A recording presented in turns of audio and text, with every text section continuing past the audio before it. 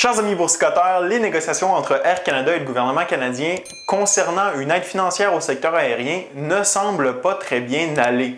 Vous vous demandez sûrement sur quoi je me base pour affirmer cela. Eh bien, c'est ce que je vais vous expliquer dans la vidéo d'aujourd'hui. Je vais vous faire un rappel des éléments qui se sont déroulés au cours du mois dernier et je vais vous expliquer où en sont les discussions entre Air Canada et le gouvernement, selon moi. D'ailleurs, c'est probablement l'état de ces discussions qui freine le prix de l'action actuellement, qui avait connu une belle ascension depuis quelques semaines. Sans compter que les mesures de restriction gouvernementales ne sont pas prêtes à être retirées en raison de la recrudescence de la crise sanitaire au pays. Alors, retournons en arrière d'un peu plus d'un mois jusqu'au 8 novembre dernier. Ce soir-là, Marc Garneau, ministre des Transports, émet un communiqué dont l'objectif est d'ouvrir les discussions avec le secteur aérien écrasé par la crise sanitaire pour négocier une aide financière spécifique à ce secteur névralgique de l'économie canadienne.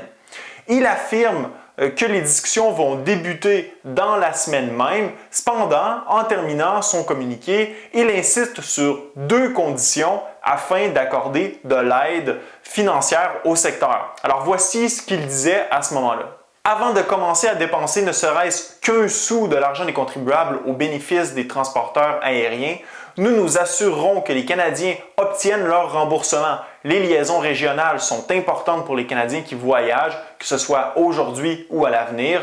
Nous nous assurerons que les Canadiens et les collectivités régionales conservent des liaisons aériennes avec le reste du Canada et que les transporteurs aériens canadiens maintiennent leur statut de clients clés dans l'industrie aérospatiale du Canada.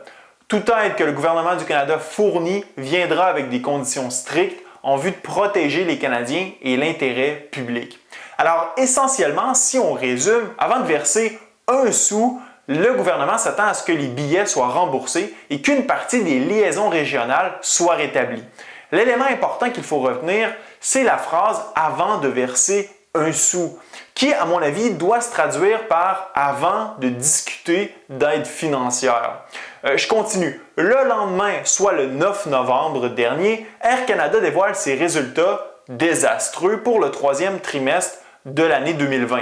Ce n'est pas une surprise pour personne. Air Canada opère à 18 % de ses capacités et perd environ 9 millions par jour et l'entreprise prévoit que la situation sera pire au quatrième trimestre. Au cours de la conférence téléphonique à la suite de la déclaration du ministre des Transports la veille, et ce, malgré les difficultés financières, le CEO d'Air Canada, Calin Rovinescu, dit ceci. « Nous avons réduit notre capacité du troisième trimestre de plus de 80 %, un chiffre dévastateur, compte tenu du fait qu'au début de 2020, nous en étions à notre 10e année consécutive d'expansion significative et rentable de notre réseau. Nous avons annoncé une série de suspensions indéfinies de routes et de fermetures de stations à la fin de juin et notre équipe de planification du réseau a identifié jusqu'à 95 autres suspensions de routes nationales et internationales aux États-Unis et 9 autres fermetures de stations canadiennes nécessaires pour préserver les liquidités, réduire les coûts et réduire les dépenses en immobilisation,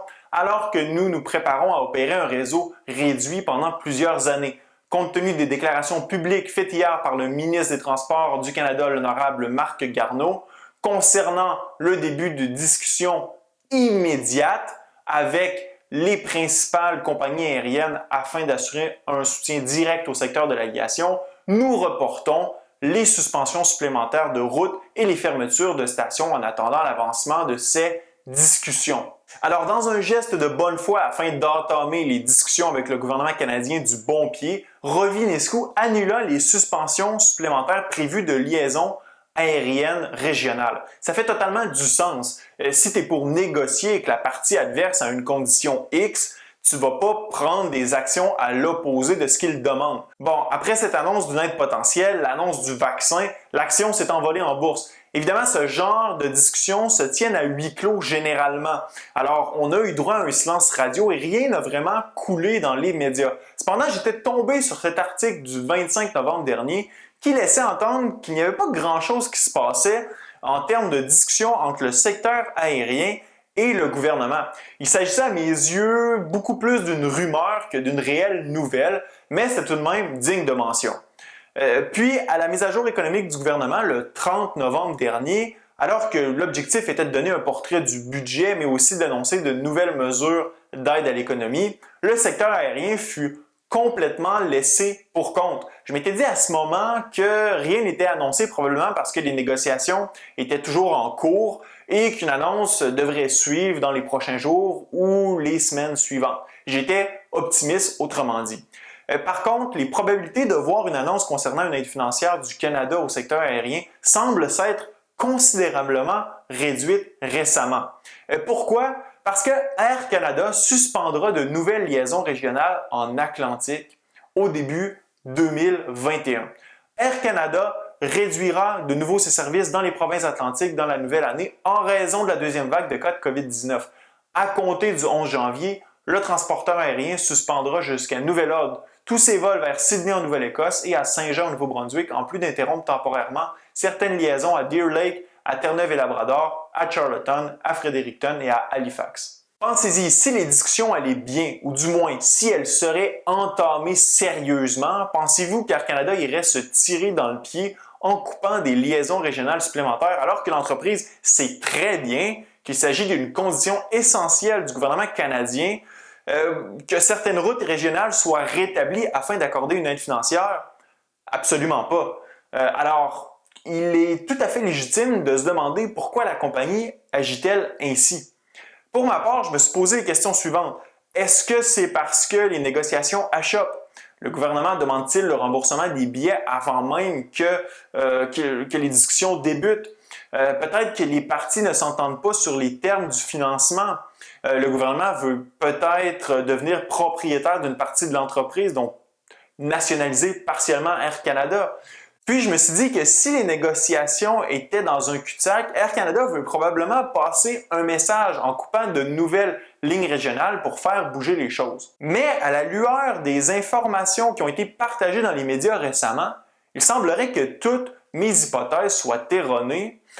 Non seulement les négociations ne sont pas bloquées, mais elles n'auraient tout simplement pas commencé. C'est complètement incroyable compte tenu du fait que le ministre, dans son communiqué, s'était engagé à entamer les négociations dans la semaine suivant sa déclaration. Voici ce que dit la suite de l'article de nouvelles. Cette décision n'a pas été prise à la légère et nous regrettons son impact sur nos clients et nos partenaires communautaires. Mais il est de plus en plus difficile de continuer à fonctionner dans cet environnement compliqué sans appui spécifique du gouvernement, avec qui nous continuons d'attendre de commencer à négocier, a affirmé Peter Fitzpatrick, un porte-parole d'Air Canada. Donc, plus d'un mois après avoir fait son annonce, les discussions n'ont pas encore débuté. Et ne pensez pas qu'Air Canada fait un affront au gouvernement en coupant des liaisons supplémentaires. C'est loin d'être son objectif. L'entreprise est tout simplement dans une situation financière toujours plus difficile jour après jour. Étant donné que les négociations n'ont pas encore commencé et avec le congé des fêtes qui sont à nos portes, il est peu probable de voir une aide annoncée d'ici la fin de l'année ou d'ici 1, 2, 3, 4 semaines. Selon moi, un scénario optimiste serait peut-être vers la fin janvier. Mais qui sait, le gouvernement ne semble pas trop pressé d'aider le secteur après tout, que ce soit financièrement ou logistiquement. Donc, lorsqu'on parle de logistique, par exemple, le gouvernement pourrait ouvrir les frontières tout en contrôlant rigoureusement les entrées, comme on le fait déjà en Alberta. Je parle beaucoup d'Air Canada, mais d'autres entreprises souffrent également des restrictions gouvernementales. Les dirigeants et actionnaires de Transat doivent prier très fort avant d'aller au lit le soir pour que la transaction avec Air Canada soit avalisée par les gouvernements canadiens et européens. Dans le cas contraire, je donnerais pas cher pour la peau de Transat. Les 5 $ par action offerts par Air Canada sont d'ailleurs probablement généreux compte tenu de la situation actuelle. Finalement, le prix de l'action d'Air Canada risque de pâtir au cours des prochaines semaines. L'action a connu une baisse au cours des derniers jours après une hausse importante à la suite de l'annonce des vaccins, mais l'absence d'aide financière de la part du gouvernement risque de peser fort sur les gains récents. On pourrait facilement voir l'action se rapprocher des 23, 22 $ et peut-être retourner vers les 20 $. Toutefois, à moyen terme, une annonce du gouvernement devrait être faite et la situation sanitaire devrait se régulariser en raison du déploiement des vaccins. et permettent à l'action de retourner ou de se rapprocher des 30 $. Encore une fois, ce n'est pas une recommandation, c'est mon avis personnel et prenez vos décisions pour vous. Dans tous les cas, je continue de suivre la situation pour vous. J'espère que vous avez apprécié la vidéo aujourd'hui. N'oubliez pas de me laisser un j'aime, ce fut un plaisir. À la prochaine.